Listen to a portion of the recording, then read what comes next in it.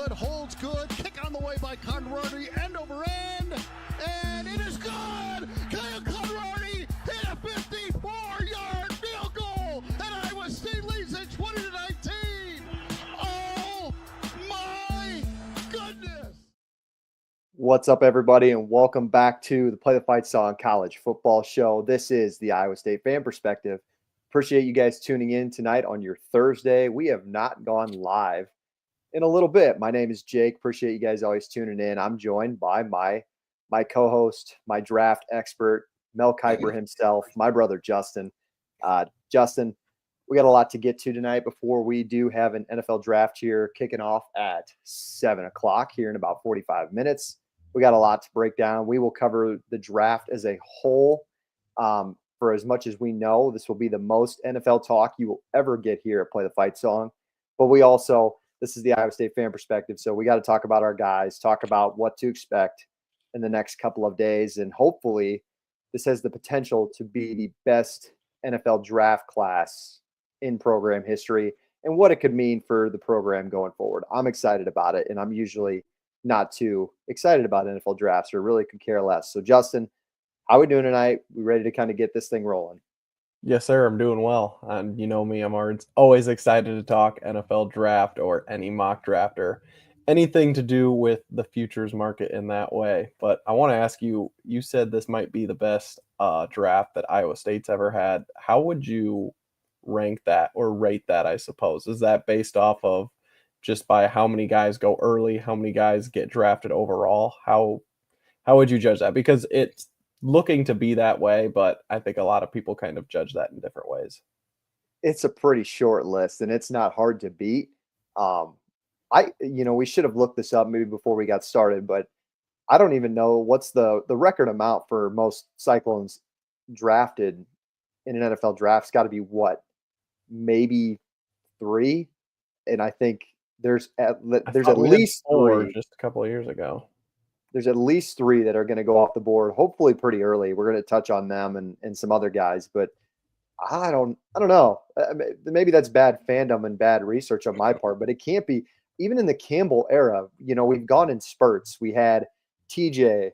What was that? Was that last year? TJ was last year. You had Will McDonald being your first round draft pick, but I don't remember anybody really going outside of him. Trying to think off top of that draft class, and then Brock went at the end. Obviously, Brees went early. That was the same draft class. I'm trying to think who would even. Because, Charlie was maybe in that one. Everyone was kind of waiting for us to get the first round monkey off our back. And once McDonald got that taken care of, it's kind of gone under the radar since. And we haven't really had many guys drafted since then. Okay. So I'm just thinking, now that I'm thinking about it, that might be the record. So what was it? 2021 would have been Brock went in the 7th round. Brees got drafted early. Charlie got drafted by the Ravens, right? He wasn't an undrafted free agent. I'm almost positive Chuck was drafted in the late rounds. And then who else is on there? I think Eni Owazurike was I think he was undrafted.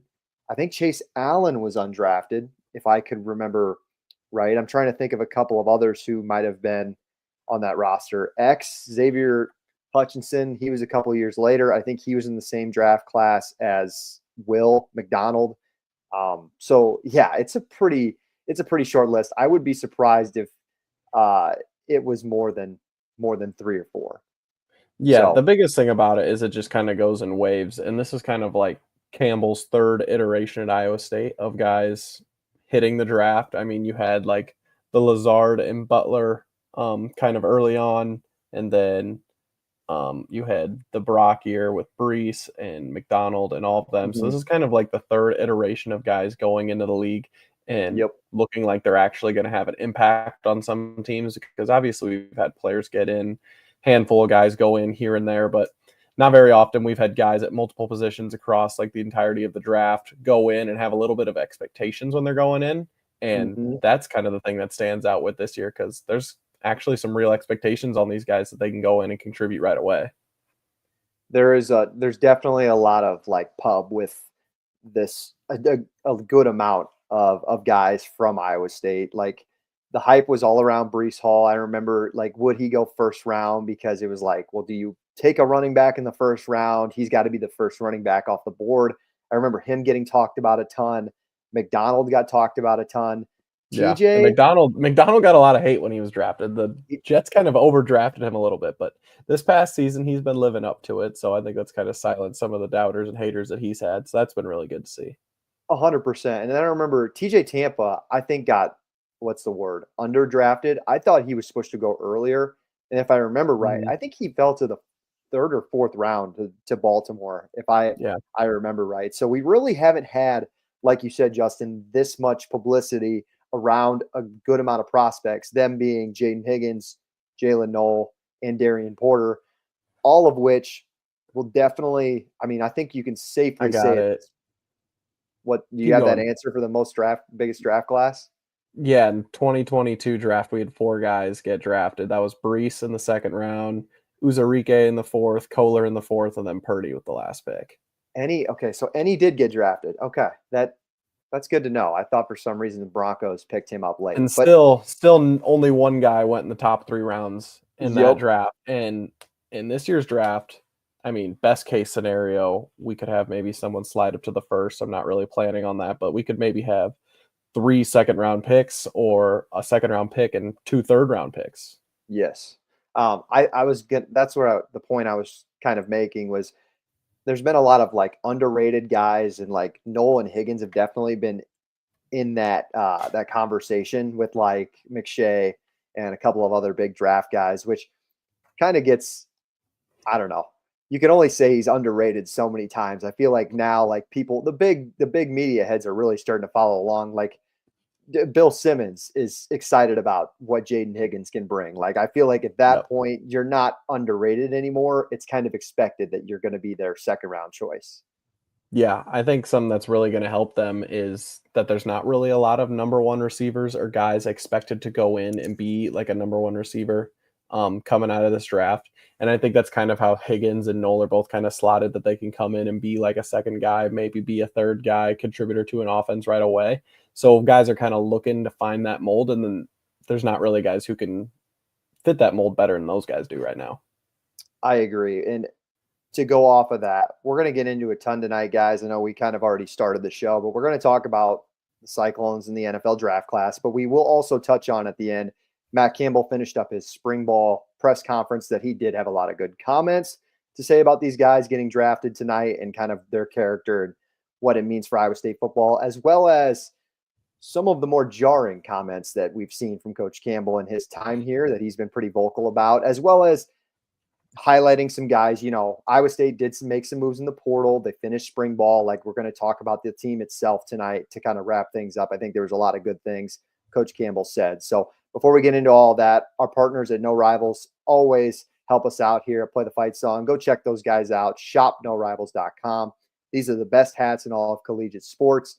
Me and Cam just got done chatting last night after the live episode here, and it's got to be our mission. We got 3 months until kickoff. We got 121 days until Ireland, and No Rivals. We got to get Iowa State sponsored there. There's going to be a lot of No Rivals K-State hats walking around in Ireland, so I think we need to get that partnership rolling. Go check those guys out, though. They have the best hats. Go rep some awesome brands. And use the code PTFS at checkout for free shipping. We appreciate their partnership each and every single week when we do this show. All right, Justin, let's kind of lay it out there. So we just talked about, you mentioned the biggest draft class in Iowa State history is 4 back in 2022. You kind of laid it out there, but those were even like the majority of them were late round draft picks. This has the potential tonight, more than likely tomorrow at least, to be some high-end guys. This is where you're kind of looking at least according to PFF, this was the one website where I could find a full 7 rounds mock draft, and this is where they had your Cyclones. Jaden Higgins, like I mentioned before, 38th, going to the Patriots. It seems like he could be, if that's the case, he would be the first Big 12 player drafted outside of your Big 3 in the first, probably 10 picks, being T-Mac out of Arizona and then Shedeur, Travis Hunter. Obviously, everybody's pretty familiar with those names and kind of expected them to go high, even dating back to this time last year. So that was no surprise. But Jaden coming off the board as the first Big 12 guy, I think it would be massive, not only for Iowa State, but the Big 12 in general, a high second round guy. Move on to the next one, Jalen Noel would be going in the early third round, 67th to the Browns. I think he'll get picked higher than that. We'll kind of touch on that here in a second. And then Darian Porter going 64th. That would be your last pick in the second round to Philadelphia. I would love that combination for Philadelphia. I think they would get an awesome addition out of Darian Porter. They don't have any other Cyclones getting drafted, which really doesn't mean anything. I mean, to predict like rounds 4 through 7 is just like throwing a needle in a haystack, throwing a dartboard blind. Like, it's super impossible, right? But you look at guys like Jalen Travis, Malik Verdone, Jared Hufford. Coach Campbell mentioned his name in the press conference today, and maybe even Miles Purchase. I think those are 4 other guys that have the capabilities and the possibilities of getting drafted.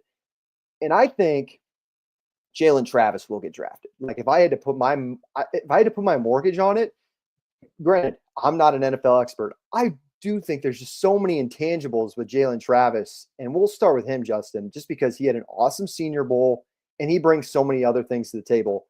I think there's no question he shouldn't get drafted. Yeah, I definitely think he will. As far as where he's going to go, that's going to be a lot tougher to predict, just like you said. Right. But as far as the intangibles that he has, I mean, he's got a great tackle body for the NFL, and that's He's a lot huge. of the stuff that people are looking for. I've seen there's been a little bit of gripe with his arms aren't quite as long as people want them to be, and I mean, that's the biggest gripe that they have with the best tackle in this draft, and Will Campbell. Yeah. So. Yep. I mean, at some point, you're kind of being a perfectionist there and trying to match up body type with exactly how you want. But Travis, I think with the tape that he put on this year, and especially the Senior Bowl outing that he had, I think that had a huge impact on his draft stock. I think coming out right at the end of the year is when PFF makes a lot of their rankings. They don't really take the combine and the Senior Bowl into effect as much because it's not actual game tape. That's kind of how they get their ratings. For those who don't know, it's based off of a game score pretty much. So Senior Bowl and stuff like that doesn't really affect their ratings as much. And I think if they were to take that into account, they would, like, him, Porter, and Noel would all be a little bit higher than they are. Did you hear, like, is it a real thing that I'm not like shorten your credibility here, but is it really a concern with his arm length, like being shorter than the average, I guess, tackle for his size? If you go and read his profile, because they have a profile for him on PFF, that's one of the things that they list out. But that's why I bring you on here. I don't really see that as being an issue for him. And the problem is, I mean, tackles and guards and offensive linemen, defensive linemen in general, just don't really have as high of a hit rate later in the draft. So everyone wants to get them right away. So those guys can tend to slide a little bit, and then that's where you can get a lot of value at the other positions. For those who kind of pay attention to the draft, already kind of know that. But I think with his body and his production at the Senior Bowl and just being a Matt Campbell guy, which is a culture guy, good guy, great guy to have on the team, I think that does provide value later in the draft, which I think someone's going to end up taking a chance on him and bringing him in. 100%. I don't see the risk of taking a chance on a guy like him. First of all, you got to remember he missed the first 4 or 5 games of the year. His first 4. And he was just awesome down the stretch. He's a Princeton grad. It's just another thing to his resume, is just, from all accounts from Coach Campbell, like the highest praise of leadership, like a guy who stepped in last year because he had to finish out his Princeton graduation, steps in the summer and the fall, and is just an immediate leader. Like, I couldn't speak highly enough on his leadership, and performed really well at the Power 4 level. I think that's why he went to Iowa State, because he knew he would start right away, and he knew he had to show that he was capable against really good high-level competition, because let's be honest, you're not getting that in the Ivy League. So he's proven that. 6'9", I don't know how short your arms can be when you're 6'9", but like a really good athlete, really athletic background. His brother's a super good basketball player, played at Kentucky. Like, from all accounts, like, this guy is I don't know why you wouldn't draft this guy, even 6th or 7th round. You're at like no cost when you go after a guy like that. So I wish there was a bet that would say like if he's going to get drafted or not, because I would put a ton of money on it. Yep, absolutely. And I know you touched on it. This is kind of back to a point that you had before. So you were saying that Higgins could be like the first Big 12 guy going after that big three who could all end up in the top 10. We'll see what happens with Shedeur and McMillan. I don't think McMillan's going top 10. We'll get to that. But I don't know if you've looked at the rest of the draft board, but I know you said it'd be good for the Big 12 to get Higgins at 4th. I think, or right beginning of the second round, be the 4th pick of the conference. They kind of need him to be that because I don't know if you look at the depth of the draft, not a lot of Big 12 players represented in this draft. As far as the first 3 rounds go, if Porter, Knoll, and Higgins all go in the first 3 rounds like we expect, that could be Iowa State could be the only team that's going to end up with 3 players in the top 3 rounds, which very interesting and not a great sign for the conference. I mean, it's great for Iowa State. First time they've been ever to say that. Shows where our program's at and shows the trajectory of where Matt Campbell's taken his program to build from where they're at, where, I don't know, everyone knows the history of Iowa State here with how bad it's been to where they're at now. Is a huge accomplishment and a really big weekend for the team. But on the flip side of that, also not a great note for the conference. Not to mention, like Colorado and Arizona weren't even in the league last year. And now those are your quote unquote first round draft picks, which if you want to do that game, like Texas, it also shows like the 2 best teams in the 2 of the 4 best teams in the conference. Well, worded that wrong. BYU, Arizona State, Texas Tech, all bringing a lot of guys back. And Iowa State is too, but they just had a little more senior leadership this year because it's not like we're having anybody go early to the draft. Everybody on our team who's going, they're all seniors. Correct. That was one thing I took away is, man, we got a lot of guys out like eligible for the draft this year, but like this team coming back is relatively young. And that just kind of speaks of how good the senior class was last year. It wasn't huge in numbers, but I mean, for this senior class to produce maybe 4 or 5 NFL guys really speaks volumes. And you still have like, I don't know, 3 of your top 5 players coming back from last year. Like you still have Dom Orange, you still have Rocco Beck. We'll get into all of that later, but like, it's not like you lost clear and cut all of your best players. Like Iowa State's still going to have a good chance to compete in the Big 12. So I think that was one of the biggest things that I laughed at listening to Campbell's press conference the other day. He's like asking himself, he's like, are we tough?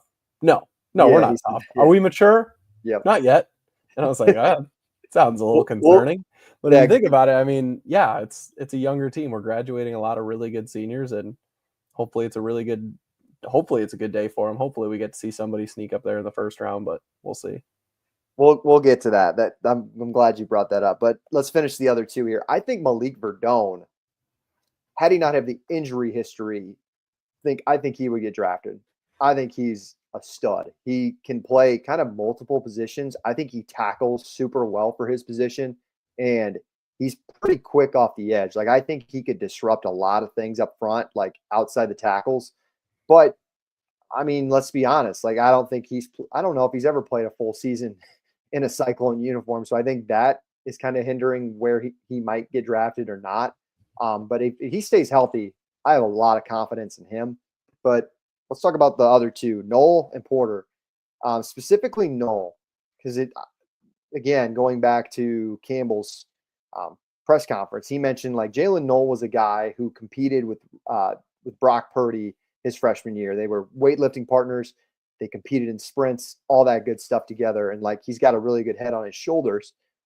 Makes me think like, I know PFF has him going to the Browns, and I'm by far the least NFL expert there is, but you lost Deebo Samuel. Don't the Niners take a chance on a guy like Knoll? They could, depending on where they take him. If he's still there in the 3rd round, it's very possible. The thing about Knoll and Higgins is this is kind of like for the first round, it's like a 4 receiver draft with McMillan. You got Burden at Missouri, Abuka at Ohio State, and then Golden at Texas. You could see any of those guys. McMillan's going to be the first one taken, but his kind of range is dropped from like probably like the 5th pick. Like honestly, people think he could get picked in the late teens as well. And then those other guys, the thing that's going to hurt Iowa State's chances and Higgins or Knowles' chance of getting in the first round is a lot of those other guys are going to end up then going in the 20s. And I don't really see 5 receivers or 4 receivers going in the late 20s. So those guys are all probably going to go before us. And then we'll have Knoll and Higgins as the very next 2 who could be drafted. Yeah, I think that's a great point. And then Darian Porter, 64 to the Eagles. You saw what they did with another in-state guy last year with Cooper DeJean. Granted, he was a much higher draft pick, picked right away in the second round. Or did he go first? Can't even remember. DeJean second. He fell to the second. That's right. That's kind of what I thought. But like, seems like a team that could use another Darian Porter type for how versatile he is. Campbell talked about that. Like, he can do a bunch of different things. He's really good on special teams. This feels like a guy that feels like oh my God, Kene. Why am I missing Kene's last name? Wonghu. I was like I'm blanking on Kene's last name. This feels like a guy like Kene where he could step in and play special teams right away, and then honestly have a bigger impact on the field than Kene does, because I think he could be a starting or even maybe a third string corner or the number 3 corner on an NFL roster in a couple of years. And it's not a super deep corner draft either. There's really only like 2 guys. Let me pull them up here. Well, Travis Hunter obviously is supposed to go like number 2, and you got Will Johnson and then Jahad Barron, I believe is how you pronounce his name. Those are really the only corners that are supposed to go in the first round. So it's really going to fall on how desperate guys are to get players at those positions. I have a feeling Porter didn't really have enough tape out there to kind of get himself into the second round. As great as his combine was, kind of what I've been hearing is teams looking at him right away, at least kind of using him more as like a gadget player, like you were saying with Kenny. But there's more versatility with him, with different defensive personnels, of him seeing the field a lot more. So I'd be shocked if he doesn't go in like the early third round based just on how well he's performed at the combine and just how big of a jump he's made like this last season at Iowa State. Well, to wrap up the Iowa State side of things for this draft, you mentioned it before. If 3 guys go in the first 3 rounds, that would be the most out of any Big 12 team, at least projection-wise right now. Yeah. What does that mean for Iowa State going forward? Because let's look at these guys. Means we best in the conference. Correct. Darian Porter started as a receiver, converted corner. Jaden Higgins started at Eastern Kentucky and transferred over for $0 pretty much at the time. And Jalen Knoll, he was a decent recruit, 3-star kid out of Kansas City. I think, and these guys are, going to go in the top 3 rounds of the NFL draft. It just shows that I think Iowa State's staff is just reaching its peak right now, and their word is gold, I think, on what they can do and like turning you guys around and being ready for the NFL draft. I think that's what it means. What about you? What do you think? Well, Campbell's so set on the type of guy that he wants to bring in. And I mean, he's been there for a decade now. So the culture they've been building, it's set. And they're looking for a specific type of player.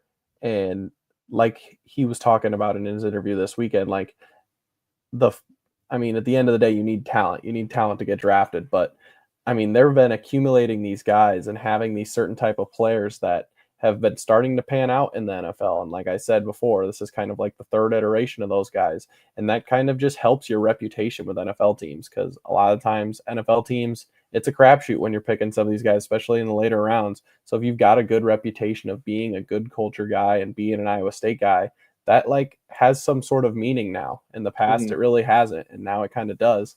So I think that's only going to help us attract more guys to the team and then help them at the next level as well. And he said it today too. It's like the one thing this is what he loves about college football is the development side of things and developing these guys. I feel like they are like at their peak with development right now. Iowa State's never going to be the type to land, 4 or 5-star recruits. But you can look at maybe even next year's draft class that we're kind of talking about, maybe even 2 years from now, guys like Dominic Orange, guys like Rocco Becht were just 3-star guys. I mean, I know Dom had some big time teams kind of looking his way, but still took a chance on Iowa State, and there's going to be more guys down the line. And I think it's how you're going to survive, and it's what gives me the most confidence just right now in what the state of the Big 12 looks like. Like with this staff, I just trust that no matter who they pick in recruiting or just transfer wise, I trust that they are going to develop them, and they pick the guys who are the perfect fit for their team. Like, are they perfect? No, but this year and this draft class in particular is like the culmination of what Iowa State and what Campbell is. I feel like he's always been about. Yeah, and I mean, just look at where the program's at now. You can see the respect that the NFL teams have for Campbell and for Iowa State, whether it's with the Jets, with them interviewing Campbell and then taking Brees Hall, taking McDonald, bringing in Lazard, guys like that, or whether like the Niners interviewing blanking on Pauly. Yeah, them interviewing Polly, Shieldhouse being in the league now. Like, guys kind of value Campbell's opinion and kind of what he's doing. And I think that's only going to have better impact on the players that are trying to go into the league, and then bringing in recruits in Iowa State as well. It's only going to help that towards the future too. Absolutely. Anything else for the NFL draft topic? Anything that stood out to you? What I wanted to say was, according to PFF, this was kind of staggering. Quinn Ewers and Ollie Gordon were both projected to go in the 7th round. If you'd have told somebody that 2 years ago, when those two were kind of battling it out in the Big 12 championship, and if you would have told somebody that, 5 years ago when Quinn Ewers first committed to Ohio State, they'd be like, what the hell happened? I thought that was it's just kind of one of those things. It's crazy. A guy like Ollie Gordon too, it's kind of the downside. You get a guy like Jaden Higgins, sticks around for one more year, invests his time. He could be a high draft pick. And then you see the other side of it where you have Ollie Gordon and what Oklahoma State was last year, just being Big 12 related, and how it can really, really affect your draft stock. Because I think he was a top 5 running back in last year's draft class had he entered.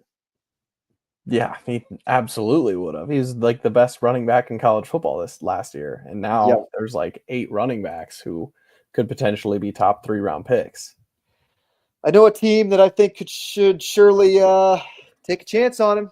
Are you surprised that Ewers didn't stick around and play another year in college with the NIL money now and like where his draft potential's at? Because that kind of shocked me. I don't know why he didn't go back to college. Well, if he would have stayed, he's not going back to Texas. Like, he's done his time, and he's helped groom Arch Manning. Yeah, he would have went somewhere else. I mean, why didn't he go to Oregon?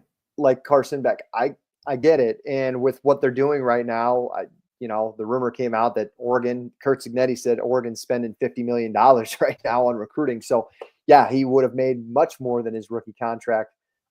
That's a good question. I don't know the reason. Maybe he thought he would be going higher, and maybe he will get drafted higher than what PFF even has him projected, but he battled injuries all last year.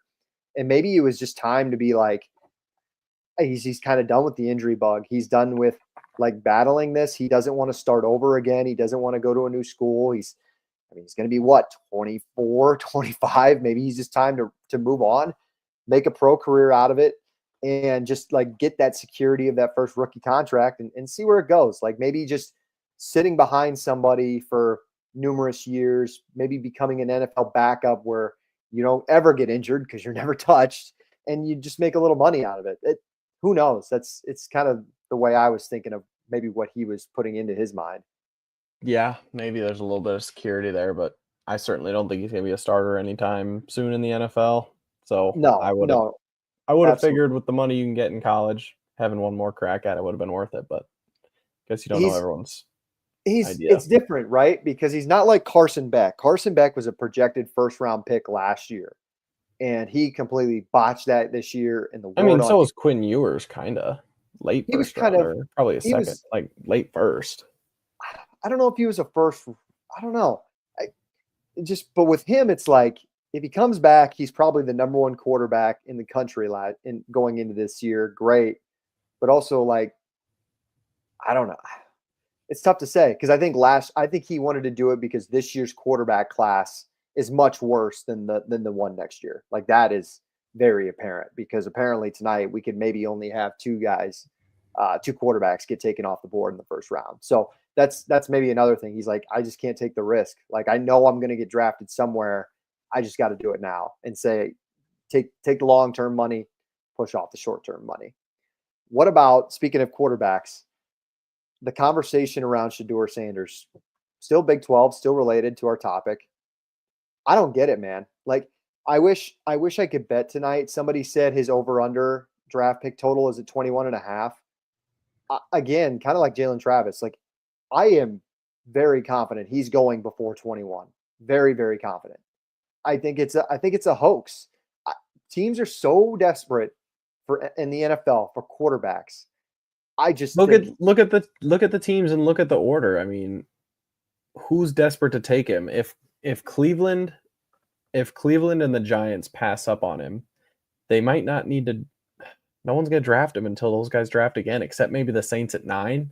But if you put Shedeur Sanders on the Saints at 9, does that fix the problems that they have right now? They need to be doing that when they could maybe be taking another position of need and then getting their quarterback later. Justin, let me ask you.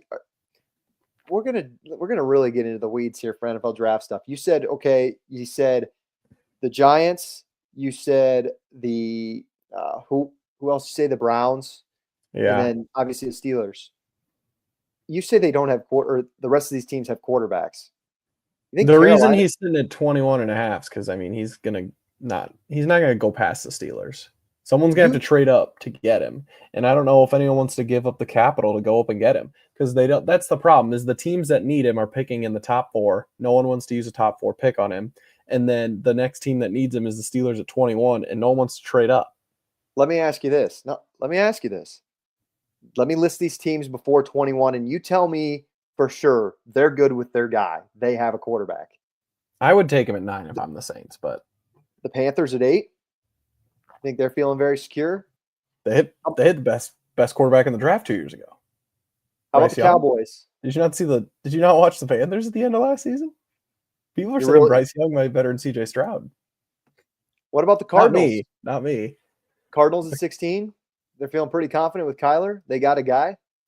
I don't think Kyler's worse than Shedeur Sanders. Seahawks. I've seen some people talk about the Seahawks maybe taking him there. But the Seahawks also have an atrocious offensive line. What about the Buccaneers? You think Baker's a guy in Tampa for the next 5, 6, 7 years? Or just something to think about. There's just other positional needs. That's why I'm asking you. You know much more about the NFL than I do.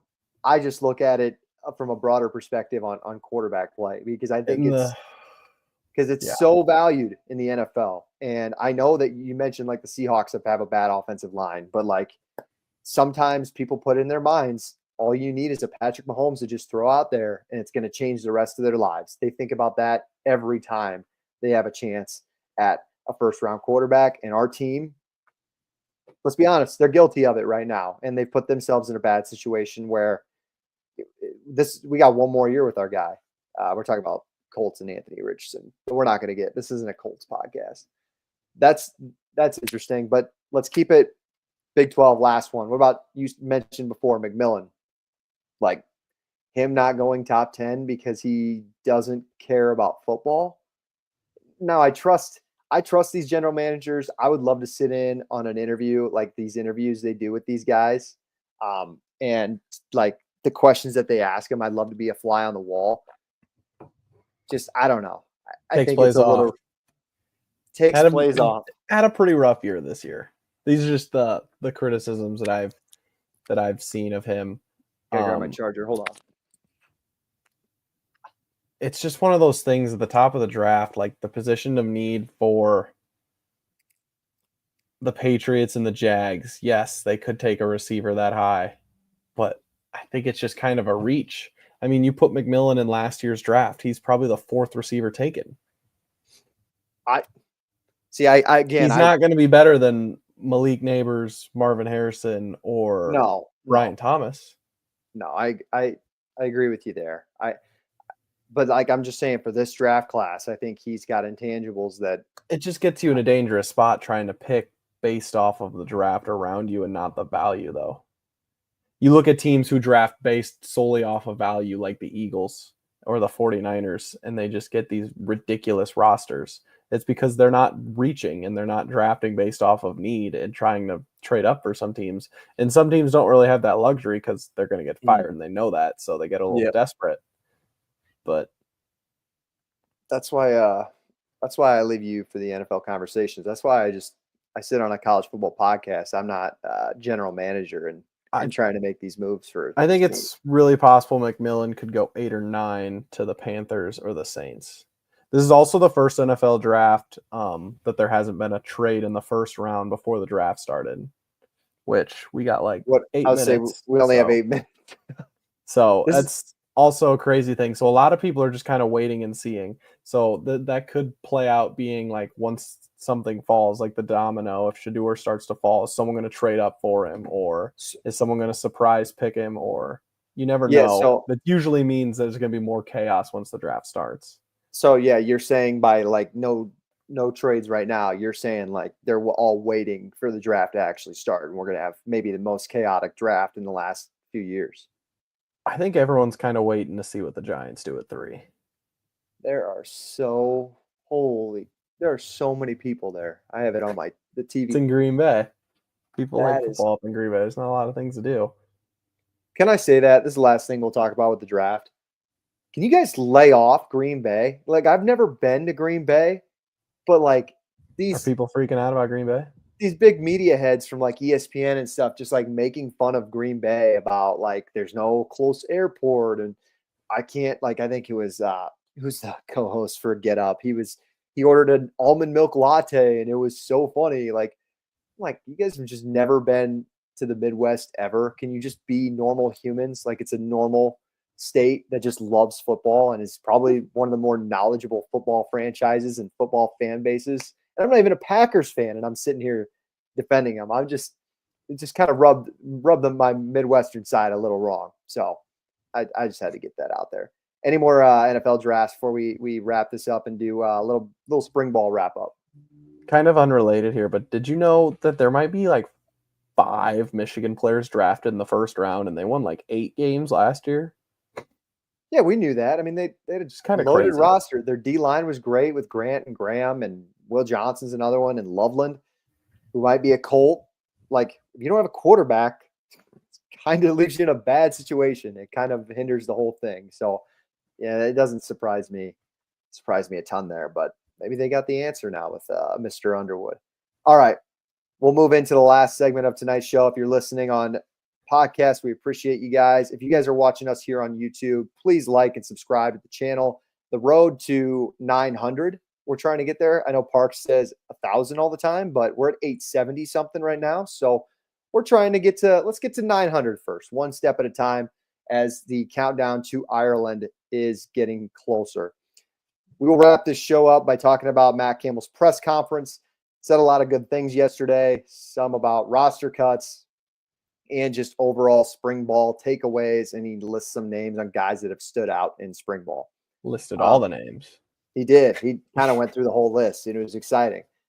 But Justin, let's talk about the first one. And he was asked a question about the 105 roster cut. Now, I'm not going to get into the basically what's going on with the courts and the lawsuits and the NCAA right now, because frankly, I just have no knowledge. I'm not knowledgeable enough to talk about it. But Campbell's comments were really jarring when he was asked how difficult is it to navigate in this time in college football in the middle of April where you don't necessarily have to cut to 105 guys, but it doesn't surprise me one bit that Campbell is taking the precaution and he's just getting ahead of it like he always has been. And he's having to have tough conversations with guys right now that you're seeing a lot of names on Twitter.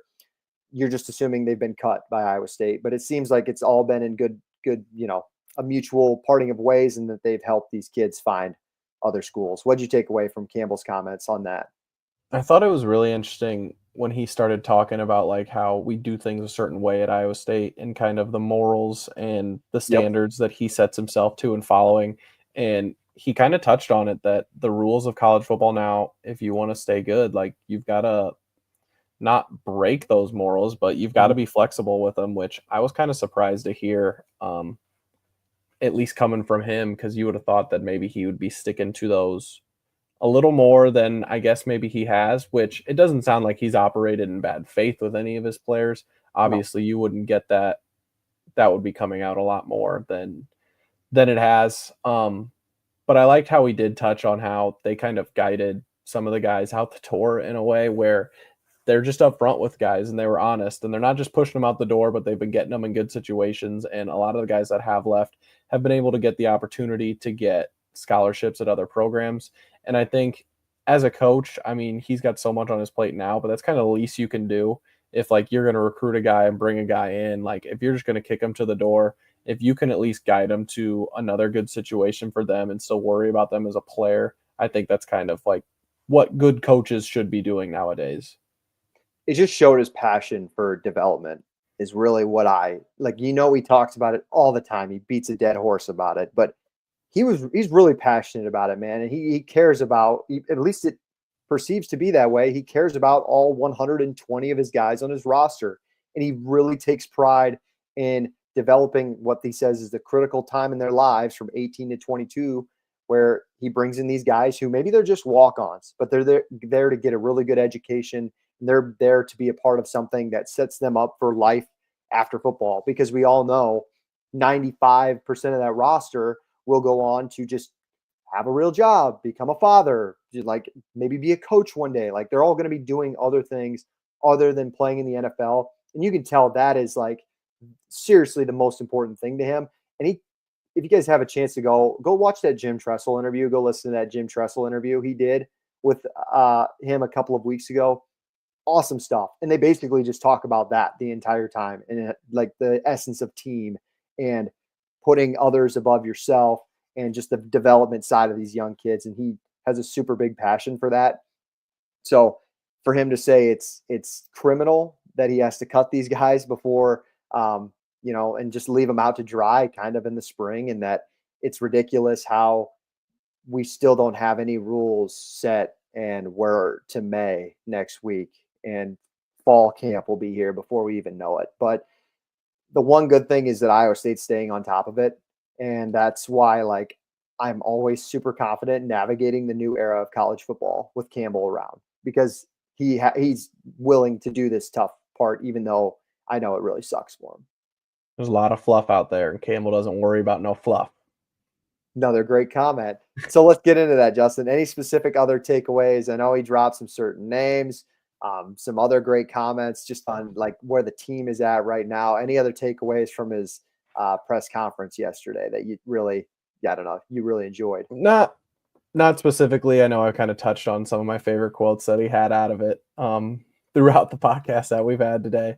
But one thing that I did like is when, I mean, he went through every single position group specifically and kind of went over to them. But when he went on defense, the first position group that he highlighted was the secondary and the progress that they've been making. Obviously, they still have a long way to go, which he said that, but it was kind of on the front of his mind, and he was kind of talking about the development that they've made. And I don't really think he would sugarcoat it and say that they're doing better than they actually are. So hearing him speak positively about that made me feel pretty good. Really made me think about the cornerback room a little bit. I think that's going to be a fascinating position to watch early in the year and see how they develop. What about his comments on, this is the last thing I'll touch on, and I'll let you get to the draft. I know we're getting started here, and we all know Cam Ward's going 1, so we got some time. What about his comments on the offensive line room? They were asked about, Derek Jensen and Barrett, the 2 new transfers Iowa State brought in, and the reporter asking was pretty excited about it. He was really ready to get Campbell's comments on it. And Campbell's like, it was a little bit of coach talk, but he's like, yeah, I feel really good with where our offensive line's at. He says it's the deepest room on his roster. Do you think it is fluff, or do you think he's serious about it? The way he answered it certainly didn't seem like it. I mean, he was pretty prepared for it. I was a little surprised by that because he seemed pretty indifferent by adding those 2 guys. And usually you bring in 2 guys, bring in 2 recruits, you want to kind of talk them up a little bit. And for him to just be rather dismissive of it was a little surprising. I will say, far away view, I think Barrett was brought in. Obviously, the connection was, I believe, Dylan's his brother. is a big thing in his development there. Played a little bit at Indiana. But I think it's a big – he mentioned this word, competition. I think James Neal is the guy who is going to be our starting tackle outside of Tyler Miller. But I think we're bringing Barrett in to bring some more competition and to really get that group going in the fall, because I trust if there's anything Ryan Clanton's going to do, it's going to be like hard hitting, a lot of competition, full go for the fall. Violence. So yeah, I don't think they're like monumental pieces that Iowa State added, but it's a little eye opening, and I thought it was really cool that Iowa State is now adding offensive line pieces through the portal from Power 4 schools, from Big Ten schools. I don't care if they've been played that much. I think it's awesome. We brought in Dylan Barrett a year ago, who never played at Wisconsin, and he might be one of the most important guys on that offensive line.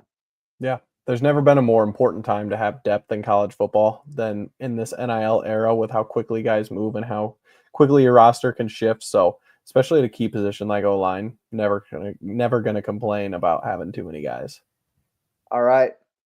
I think that's where we'll put a bow on it. I appreciate you taking your time tonight, Justin. I know the NFL draft is super important to you, and I'll probably tune out. NFL draft and NBA playoffs night. It's a big night. Yeah, well, the Grizzlies and Thunder is more like a G League game, but that's also besides the point. Before we get out of here, you got any other NFL draft hot takes before we get started here in like the next 5 seconds? Hot takes. Let me look at the board one more time. Yeah, give me a bold prediction. Is somebody going to go higher? My bold prediction is I think Shadour's definitely going before 21. I don't know how bold that is. I don't know. I think Genty might go top 5. I wish. Okay. Colts minute. I wish the Colts would trade Jonathan Taylor now and draft Jalen Milroe. Run 2 quarterbacks. Never know who's going to run, who's going to pass. Trade Jonathan Taylor to New York. There's your Saquon replacement. Yep, they're not trading Jonathan Taylor. And go get Ashton Genty at number 3. Do it. I think he's the most for sure pick. Maybe another hot take. I think Ashton Genty is the biggest lock of the draft. I think that's a horrible idea. Whatever. Why don't we just take the running back position is back, Justin? First of all, Giants are never doing that. Why don't we just take RJ Harvey at 45? God, he's good too. He's big. We don't have to trade. We don't have to trade anything. Yeah, we just take RJ Harvey in the 2nd round or 3rd round. Because I love Ashton. Breece Hall's on the market. You see that? People are talking about trading Breece Hall. Let's go get Breece Hall. The Jets are trying to trade Breece Hall. Well, why didn't you put that in the rundown? Why didn't we talk about that earlier? I didn't know that. I forgot. There's a lot of stuff going on.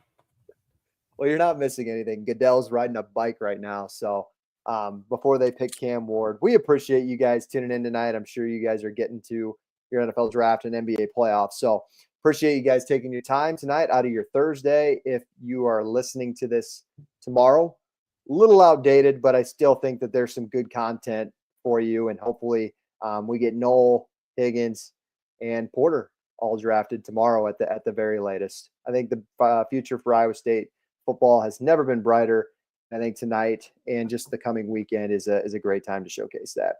Before you head out of here, again, like the video, subscribe to the channel, check out our friends at shopnorivals.com. Use the code PTFS at checkout for free shipping. My name is Jake. That's my brother, Justin. We will be back once again with another off-season episode. The countdown to Ireland is still on. And once again, we'll see you next time. Go Cyclones.